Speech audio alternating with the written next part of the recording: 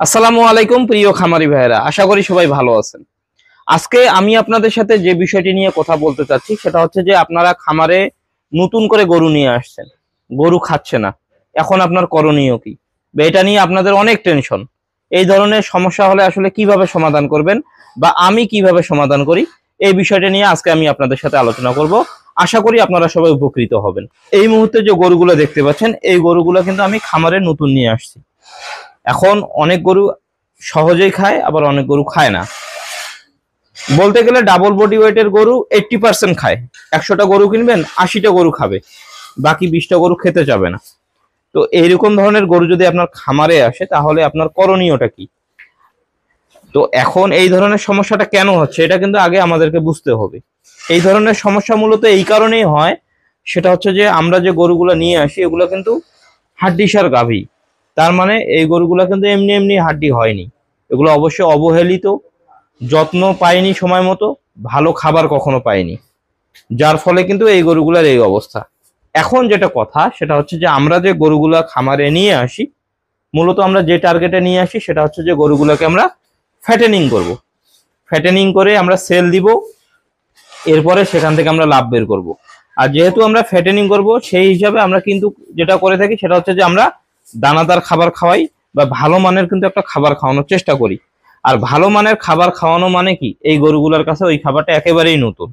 এখন একেবারে নতুন একটা খাবার কোনো গরুকে হোক না কেন বা যে কোনো প্রাণীকে, বিশেষ করে মানুষের ক্ষেত্রে যদি আমি আপনাকে বলি, বা আপনার যদি আসলে বিরিয়ানি খাওয়ার যদি আপনার অভ্যাস না থাকে, আমি কিন্তু আপনাকে যদি বিরিয়ানি দেই আপনি কিন্তু সহজে খেতে পারবেন না, মানে এটাতে আপনার অভ্যাস নাই।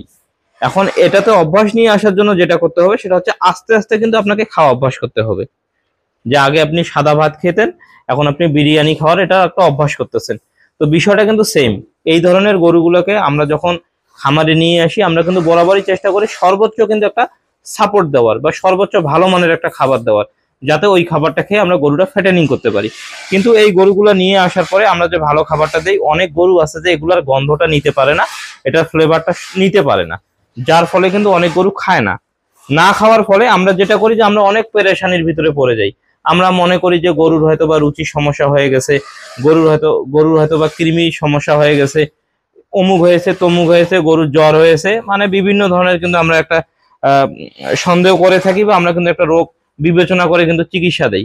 এটাই কিন্তু আমাদের একটা ভুল চিকিৎসা। এই কারণেই এটা বলতেছি, সেটা হচ্ছে যে যেহেতু গরু খামারে নতুন, এর খাবারে অভ্যাস করাইতে সময় লাগবে, পরিবেশের সঙ্গে খাপ খাওয়াতে গেলে অভ্যাস করতে সময় লাগবে। সুতরাং অনেক সময় গরু নাও খেতে পারে, এটাতে আসলে অত উদ্বিগ্ন হওয়ার কিছু নেই। গরু খড় খাবে, দানাদার খাইতে চাবে না, এটাতে কোনো ধরনের কোনো সমস্যা নেই। এরপরেও যদি এরকম ধরনের সমস্যা আপনাদের মনে হয় তাহলে আমি আপনাদেরকে বলবো সেটা হচ্ছে যে আপনারা কখনো এ ধরনের গরুকে কৃমি মুক্তকরণ করবেন না। যেহেতু এখনো খামারে পুরোপুরি গরুগুলো আপনার অ্যাডজাস্ট হতে পারেনি, সুতরাং এখানে গরুকে কখনো কৃমি মুক্ত করা যাবে না। যদি আপনি কৃমি মুক্ত করছেন তাহলে আপনি ধরা খাইছেন। তার মানে কৃমি মুক্ত করলে গরুর একটা পার্শ্ব প্রতিক্রিয়া হতে পারে, সেটা হচ্ছে যে গরুর রুচিহীনতা। গরু আপনার এমনিতেই খায় না, আপনার নতুন খাবার এমনিতেই খেতে চায় না, সেখানে যদি আপনি গরুকে কৃমি মুক্ত করতে যান তাহলে কিন্তু গরুর রুচিহীনতা হতে পারে। ফলে কৃমিমুক্ত করার যে রুচিহীনতা, পাশাপাশি এমনিতে খাবার অভ্যাস নেই, দুটা সমস্যা একত্রিত হলে কিন্তু ওই গরু আপনার 15-20 দিনও নাও খাইতে পারে। আর 15-20 দিন যদি একটা হাড্ডি গরু না খায় তাহলে গরুটার কি অবস্থা হবে আপনারা নিজেরাই কল্পনা করতে পারেন বা অনুমান করে নিতে পারেন। এজন্য আমি আপনাদেরকে বলবো কখনো তাড়াহুড়া করা যাবে না। খামারে যদি আপনি নতুন গরু নিয়ে আসেন, এটা 5 দিন পরেও খাওয়া অভ্যাস হইতে পারে, তার যেদিন নিয়ে আসছিল ওই দিন থেকেও খাইতে পারে, 10 দিনের ভিতরেও খাইতে পারে, তবে খাবে।